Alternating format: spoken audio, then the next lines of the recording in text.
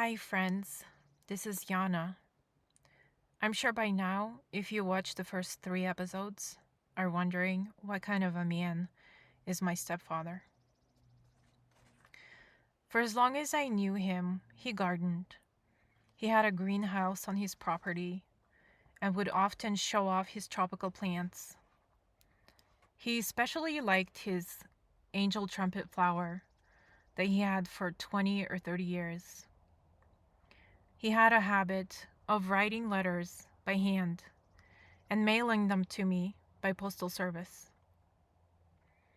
He would mention the plant in his letters and randomly send me pictures of the plant by email.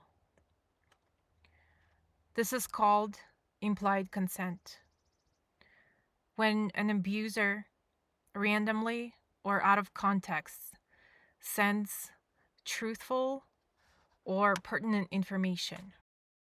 Early 2023, I started to connect the dots. I researched Angel Trumpet flower and learned that it has two neurotoxin components, atropine and scopolamine. Atropine causes elevated heart rate. It feels like your heart is jumping out of your chest. Scopolamine is a drug that lacks any detectable taste or odor and can be ingested by an unsuspecting individual.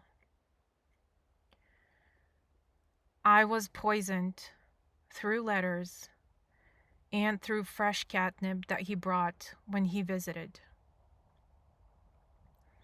Whenever I asked him what that white powder was, I was told it's just mildew from the greenhouse. When I touched the powder, it was enough to enter my bloodstream and drug me on the spot because the poison starts working within minutes. It causes amnesia, so I had no memory of being drugged and what happened after I was being drugged. After 20 years of poisoning and inflicting abuse, he thought that no one will find out. But he was wrong. To his great surprise, I suddenly regained consciousness after an additional time he brought catnip. He fled frantically, leaving front doors unlocked. This memory is what saved me from further abuse. After solving my own medical mystery and having discovered the reason behind a decades-long illness, I attempted to confront my abuser, giving him an opportunity to explain himself. I got nothing but rehearsed phrases that denied that he had anything to do with it. Then he acted as if nothing happened. I blocked him on social media. By that time, I recognized that I was dealing with covert narcissistic abuse, marked by strong desire to dominate and control every aspect of my life.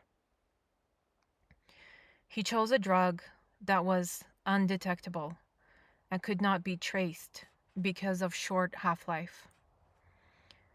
After this discovery, I spent several months in therapy, trying to understand my next steps. Because this drug is largely unknown to medical community and law enforcement, I could not find any facility that would test my hair for scopolamine. I spent that 2023 year looking for support and validation. After my therapist repeatedly denied my reality and downplayed abuse, I quit therapy and I started calling sexual assault hotlines because now I was remembering some of the abuse. Meanwhile, the abuser continued to send me 2 to 3 handwritten letters per week, which I stopped opening after I realized that they were laced with scopolamine powder. During the 2023 holidays, he sent me packages, one of which I briefly held after picking up and it caused me to have poisoning symptoms for a week, at which point I called the police. Unfortunately, they did not have the right test kit to confirm scopolamine presence. As the anniversary of my discovery got close, my decision to flee the increasingly dangerous scenario became clear.